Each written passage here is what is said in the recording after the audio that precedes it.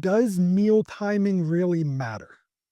The short answer is no, meal timing does not matter, but meal timing can do a couple things to enhance your performance and enhance your fat loss and your compliance. So, really, what anything comes down to is calories in versus calories out. I don't care what way you slice it, it's simple science. Calories in versus calorie out matters more than anything, period, point blank, end of discussion. Can't argue with me.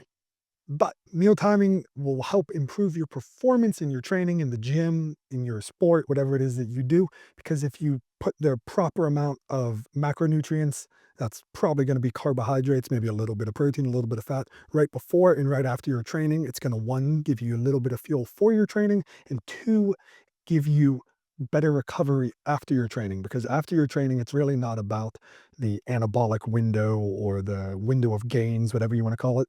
It's about glycogen replenishment, and it's about letting your body enter a relaxed state. So when you're doing whatever, you're at the gym, you're playing a basketball game, you're running some track intervals, you're even going for an easy run, your body is under stress. It thinks it's in a fight. I mean, it literally is in a fight from its perspective. And when you give yourself food, so that's usually in the form of carbohydrates, maybe in the form of protein as well, you're then telling your body, oh, it's time to relax again.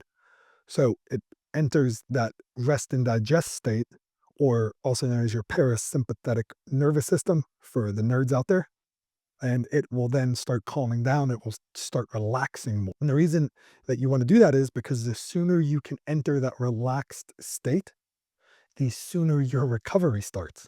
So if you can get a jump on that by, say, an hour or even a half an hour, especially if you're doing something like a 2-a-day training session, that's when it becomes even more important.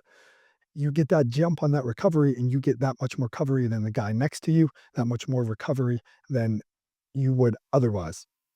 And then the second thing that meal timing can come into play is when you are in a fat loss phase, you actually could have littler meals, smaller meals. Littler, is that even a word? Smaller meals to allow you to fight off that hunger. So let's say you typically have 3 meals. I typically have 3 meals: breakfast, lunch, dinner. And then I have a post workout. So breakfast, lunch, dinner, post workout. I'm at 4 meals. Right now, I'm pretty hungry. I'm not really in a fat loss phase, but I'm pretty hungry because I'm sitting here making videos.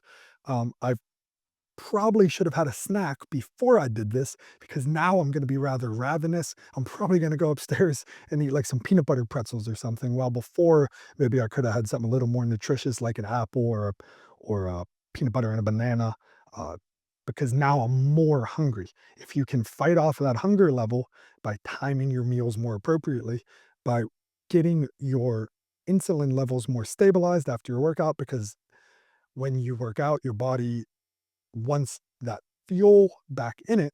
So when you give it that quickly after your workouts, you're then not going to be as ravenous later. So really, that's just some tips there for you. Drop a comment below with anything else that you have questions on, and literally I'll make a video on it. Just nice, simple videos like this, nothing fancy. So anything you want, drop it below. I'll probably even get to it this week if you're watching this video live. I know on here you could be watching this in a year, 2 years, 10 years, hopefully. But drop a comment below anything you want to know about, and I'll literally make a video just like this on it. Talk to you soon.